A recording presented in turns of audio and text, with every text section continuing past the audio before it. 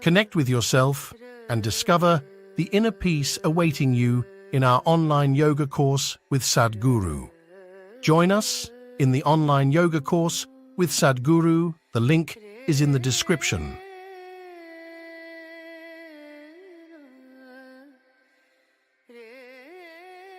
Namaskaram Sadhguru. You said that depending upon how compulsive we are and as per our karma we attract certain situations, or life arranges itself accordingly. But for an enlightened being who has no karma, what determines the nature of situation he or she gets into, or the way life pans out? We have seen you face some of the most challenging situations. What is the mechanics behind this?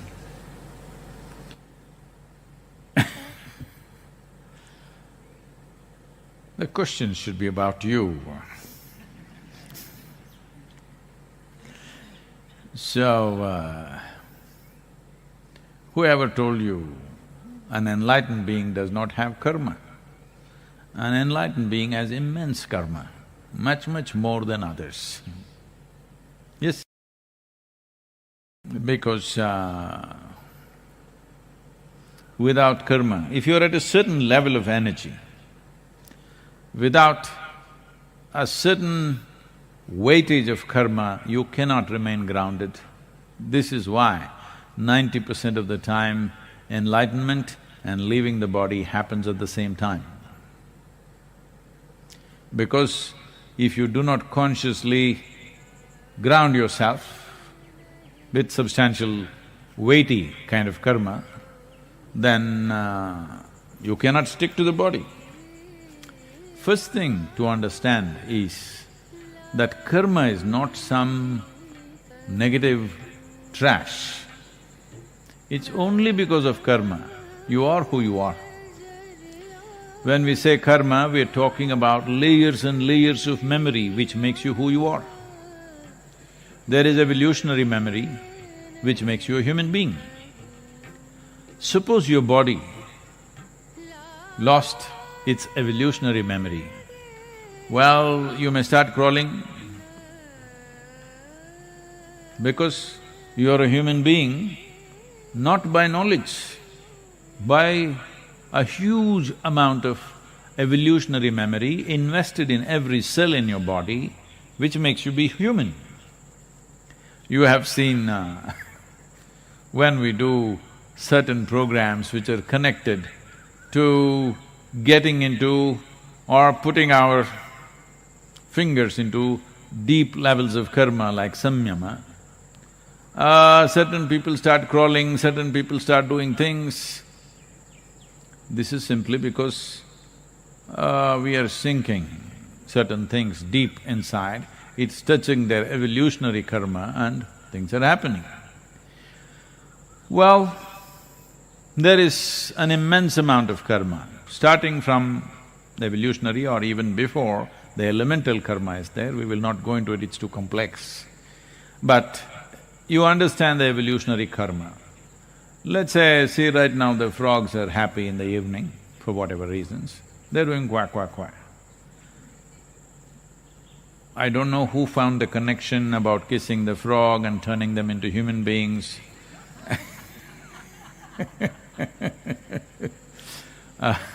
all those things, but suppose you lost your evolutionary karma and somewhere around amphibious life, somewhere around a frog, you stopped. After that, what memory you had is gone. Suddenly, you may be a princess, but you will turn into a frog. Yes? Because it's this memory which is so invested in every cell in your body, which gives you a human form and a sense of being human being.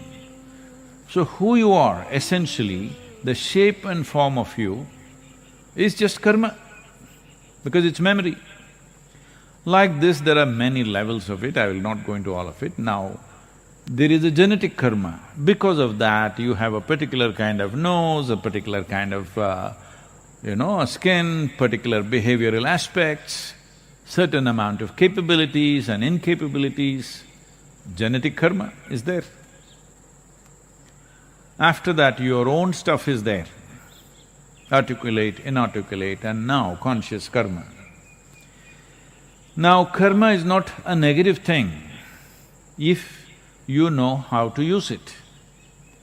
But if you do not become conscious enough to use it, then it runs like a software. Let us say there is a software on the computer you use or the phone that you use. I think computers are gone. Only a few people seem to be using computers, everybody is only this. So, phone is a computer in a way. So, whatever software that is on it, well, whatever work you're doing, let's say every 11 seconds, I'm choosing that number intentionally, every 11 seconds you will do boom, boom, doom. Every 11 seconds it's good boom, boom, doom. Believe me, after a few months, you yourself will start doing every 11 seconds boom, boom, doom. Yes, you will. But the software is only in the phone. But if it keeps on doing it every day, see right now the chant is going on around the ashram, some of you, why is it going on all the time? But slowly, unknowingly, yoga, yoga that's how it is. We are programming you towards liberation. Many people and you yourself may be programming yourself to bondage. Because a whole lot of people are always trying to build bonds with something or the other, because they think only by tying themselves to something or somebody, they will feel safe. If you have a bond, with age, it becomes bondage. No, I'm just playing with you. But all bonds unconsciously developed and unconsciously it exists with you, become bondages. Well, bonds are like, a sailor will throw an anchor in a place so that there, in case there is a small storm, the boat doesn't go away somewhere, so you put an anchor. It's a very good thing if you want to be safe in one place. But you are in a damn boat because you want to sail. So if you keep on putting 5, 10 anchors, obviously you will be safe, but you will never sail.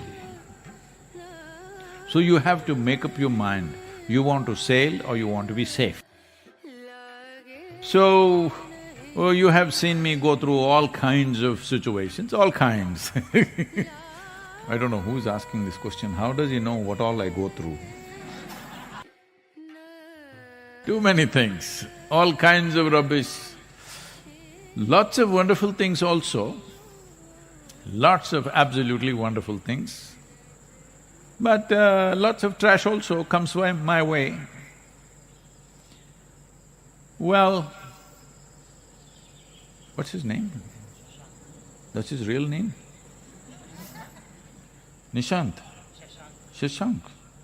So no, Shashank has been very closely around me to see all the nonsense that comes my way. Anyway, if Shashank is well informed because he has access to somebody around me, or he's just reading it in the news, all the nonsense, unfortunately, in the news, only the nonsense they're reporting. All the wonderful things that happens to me, they don't usually report. That's their karma. So, lots of absolutely wonderful things every day being thrown at me. If nobody throws anything, anyway I sit very wonderful wherever I am. But some trash also comes my way. Well, the trash is coming not simply because when you have nothing to lose and nothing to gain, you can do whatever you want. Either you can go sit in a mountain cave, simply blissed out, or you can get active in the world, you can do many things. You can be somewhat active, somewhat withdrawn, or all out active, depends. What's your choice? My choice has been shaped by the needs in the world, not by my whim. Till till I consecrated Dhyanalinga, there was only one intent. Because I'm somebody's slave, I don't want to tell you all those terrible things which have been beautiful to me. A man who doesn't even want to touch me with his foot, he touches me with a stick, I served that man for 3 lifetimes. So, that's a terrible story, but with fantastic results. Because I'm result-oriented, I value the result, I don't resent the touch with the stick. Many of you have these issues, that's why I'm telling you. Sadhguru didn't even look my way. He doesn't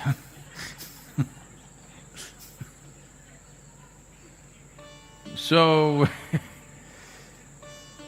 because my activity since Dhyanalinga, till then I was not bothered about anything else, just one thing. I thought that's it and with that I will even end.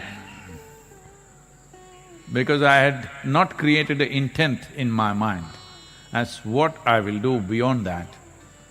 So things collapsed, things happened, whatever, that's all history now, every one of you know it probably. When the body began to collapse very badly, when my basic structure got very badly damaged and became almost like what to say, little crippled, then it became like a challenge, let's see if we can get back. And there were also some absolutely wonderful and dedicated people around me who were willing to give their life if necessary. So for their sake and also as a challenge, if we can really build back the system, we took up certain things and started working, which is another kind of karma. Well, those of you who have seen me since 99, that is 1999, because a whole lot of millennials who do not know there was a 20th century, you know. So in the year 1999, if you had seen me, and today you're seeing me, well, in terms of physical well-being, I'm leaps and bounds ahead of what I was 20 years ago. In 20 years, decline should have happened, but in 20 years, I'm way better than what I was. It's clearly visible in every way. So, once we successfully built back the system, then the question was, okay, what the hell do we do? My long-term dream, you know, that I will ride away across the world. Not a care in the world, simply full tank, open road, gone. That was the dream of that time. Even if my stomach was empty, it didn't matter. Motorcycle tank was full, road was empty, this virus time, this lockdown time, should be really nice to ride. Almost every road is like a racetrack, but I'm not allowed to ride, so So, that dream I thought, shall I revive? But all the people around me, without them I wouldn't have had the intent to go through that enormous striving that it took of almost 3 years or 3.5 years to build back the system. I wouldn't have had the intent without all these people looking hopefully at me. If I didn't have that, I wouldn't have had the intent to build it back. So then naturally got involved with people, their spiritual process. Then when you went to teach spiritual process, then you saw people are hungry, somebody is sick. nothing happening for them, so we got involved in the social process. Then we saw even if somebody is just about getting enlightened, there is not even a tree in the village. So we started planting trees to a point where people are calling me tree planter. So all this karma. But what do you think? Look at me and tell me, you think this karma is taking a toll on me? Sometimes I might not have slept well, I may look little… But does it look like it's taking a toll on me? Because I want you to understand, all of you, get this straight.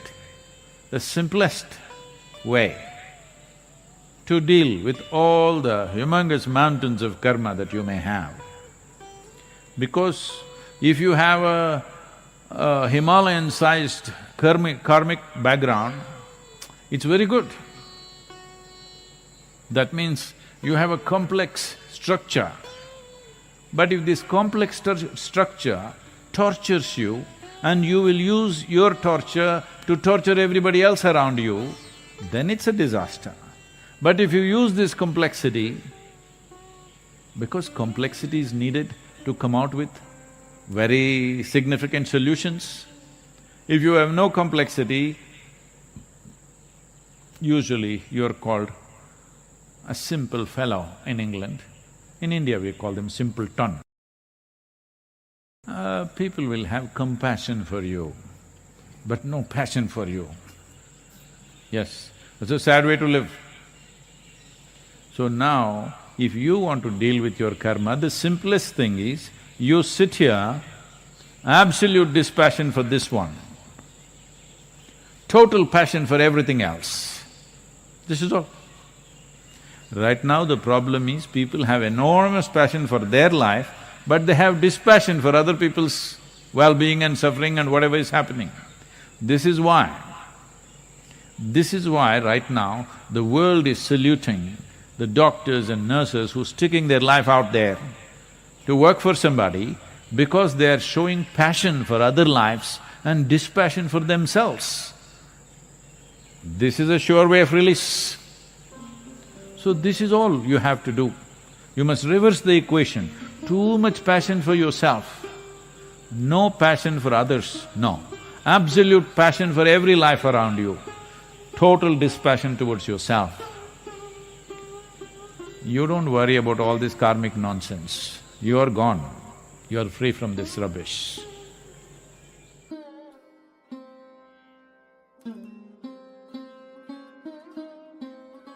How can we translate Gita, the philosophy of Krishna, into augmenting business in India? I have not read the Gita, so I really have not. I'm sorry, because for me,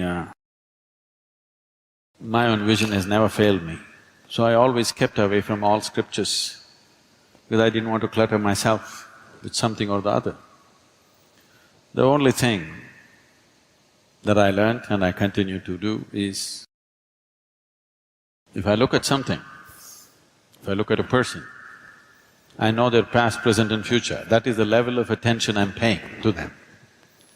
I don't look at like this. When I look at it completely, with all that I have. If you pay enough attention, there is nothing that will not yield. So I never had any reason or need to go looking for scriptures or something. With all respect and regard for them, it is not that I'm averse to it, it's just that I've not had the time. How this whole process started is, when I was very young, I realized that I just don't know anything. See, if you realize that you do not know, if it's a full-scale realization that you do not know anything, paying attention will be natural, because you know everything. You know this guy, you know this. There are assumptions and assumptions and assumptions.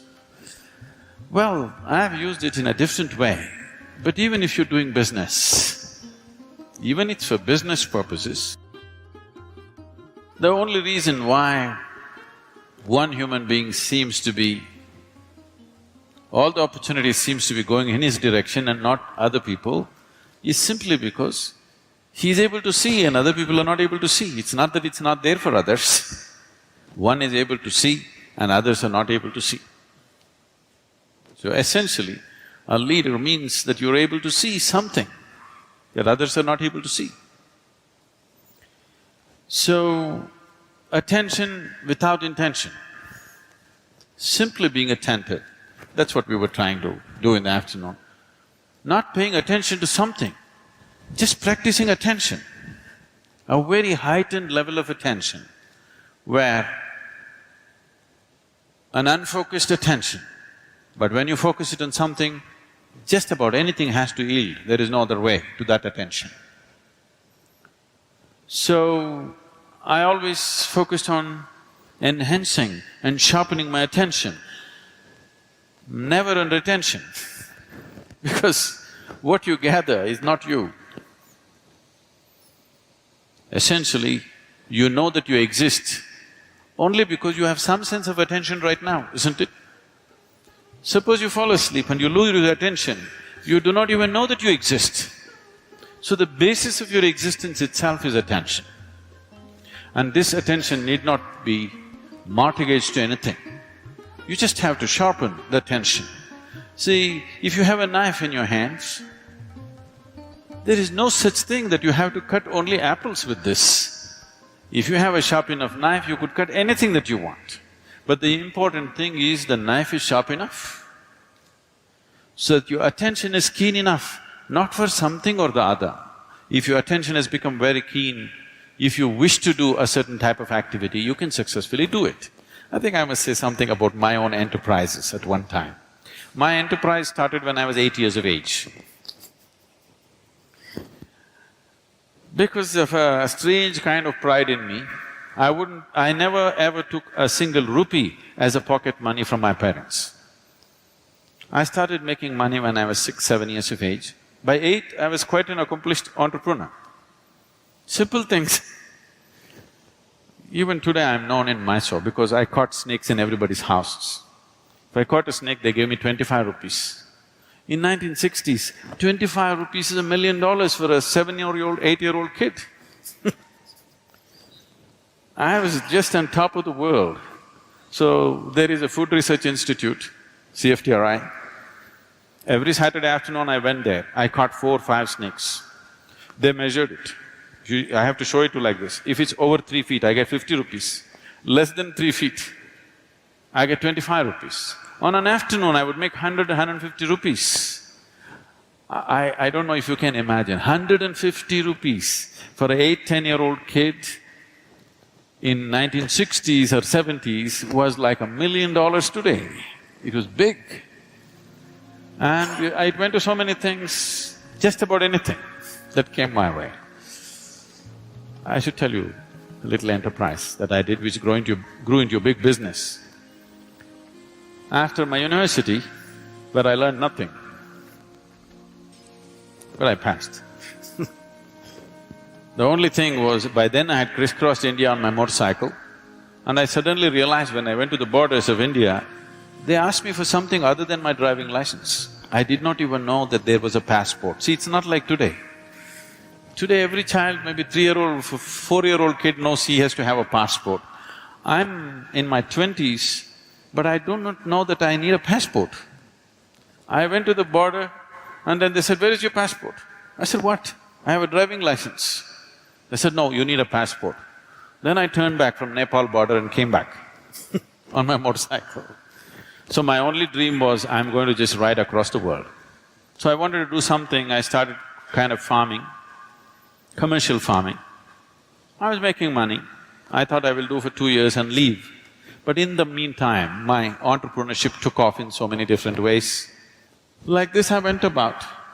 And then there was an industry coming up close by, they wanted to build a water treatment plant. I happened to know the person who was running the industry. I just went there and I wanted to meet him. I was sitting in his office, they were discussing something about a water treatment plant. I just heard this and they were looking at the drawings and stuff. Then I asked him, can I apply? Can I do this? Because it is close to my farm, can I do this? He said, no, this is very complex, there are some experts from Mumbai and Bangalore who will come and do it, you cannot do it. I said, give me a chance, let me see. I took the file from him. I went and read through everything. Then I went back to him after 3 days and said, I can do this. He said, don't you do this, you're my friend. I don't want to do this. No, just let me give a tender. So those days, there was something called as Navakarnataka book stalls. They were selling only the Russian books. You used to get big literature books, you can get Lev Tolstoy's War and Peace for 2 rupees and engineering books for 1 rupee, 2 rupees, all hardbound books. I bought 10 books about water treatment plant, sat down in my farm and poured through this day and night. I made my own new design. I went there and I gave a tender for 1.76 lakhs. Mind you, this is 70s. And the closest tender was 32 lakhs. The highest tender was over 60 lakhs. He looked at this and said, you are funny. You're not going to do this. I said, no, I can do it. He said, no way you can do it. Look at this, the nearest tender is 32 lakhs and you're saying 1.76 lakhs. How will you do it? I said, give me 1 more day. I went back again and poured through the books. I said, I'll do it. Then he said, it's 90 days, you must finish this and it must work. If it doesn't work, at your own cost, you must remove it, clean the site and go, and I will not give you a rupee of advance. I again went and poured through the books. I said, I can do it. I completed this in a little over 70 days. I did this in 90,000+ rupees. In one shot, I made 80,000 rupees, just like that. People thought this is a hit. There my construction industry started. Raja Ramanna was coming for RMP plant. He's just coming in a helicopter to see where the site is. There is no anybody there. I just went and met this engineer, he was breaking his head, I don't know what to do, I have to mark the site. I said, I've got pegs and white cloth. I will just go and mark the site for you. I marked it, they paid me 38,000 rupees for a 15-minute job. I went on my motorcycle and just fixed it myself. Like this my enterprise started and we grew into a major construction company. We were going very big, but then I got enlightened, so I gave up.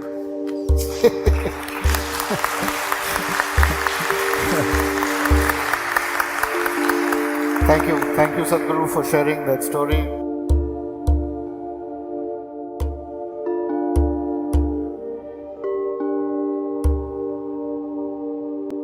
Thank you for watching.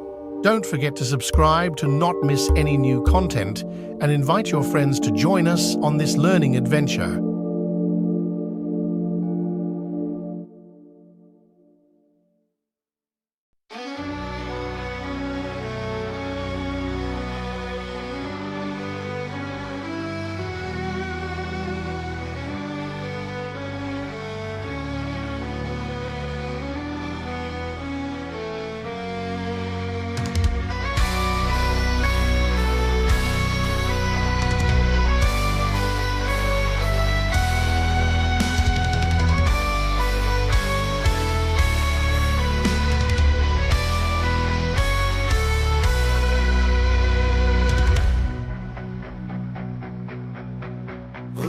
Te urotel pina Achlarin yes Workotule Tenemalun Buleva Harnate Elenil Estel Sila. Across the waste of burning plains, think of the road with wrath untamed. His steed like thunder through the dust, a sacrifice that fate proclaimed. His eyes aflame with a light so wild, like fire in the valor's breath. Through Angbad's gates he stormed along to meet his fate in glory's death. The sons of Fëanor, driven lost and in the noble's grim defeat. With shattered hope and fury's call, he charged along to Morgoth's feet. He sounded his horn with the light so To Angband's gates he stormed alone, to meet his fate in glory's death. To meet his face, their fate proclaims, in sacred blow the Logos feeds. He sounded his horn with a light so wild, the brazen doors were clawed in turn, a speed like thunder through the dusk, a sacrifice that fate proclaims. His eyes aflame with a light so wild, like fire in the valor's breast. To Angband's gates he stormed alone, to meet his fate in glory's death. The sons of Pharaoh driven lost, and didn't know those grim defeats. With shattered hope and fury's call, he charged alone to Mordor's feet. Sounded his horn with a thunderous cry, the brazen doors replied in turn, and called the Dark Lord forth to fight, with a rage that none could spurn. Under blackened skies they clash in fire, a dance of steel, a test of wills. In every blow a hero's pyre, as blood meets stone the earth stands still. The hammer fell from heights, a force of doom and boundless hate. But Fingolfin, swift as a striking hawk, evaded death, defied his fate. His silver mail and crystal shield, they glimmered bright against the dark, like a lone star's defiant light, a guide through shadows cold and stark. With every swing of Ringill's blade, the giant trembled, strength unmade, by a king who dared to stand alone, who knew the weight of choices made. 7 wounds he dealt that night, 7 cries rang out in pain, as Angband's hosts looked on in fright. They fell to earth like sudden rain. The ground a blackened skies, they clash in fire, a dance of steel, a test of wills. In every blow a hero's pyre, as blood meets stone the earth stands still. The ground gave way to pits of grief, beneath Morgoth's iron tread, yet still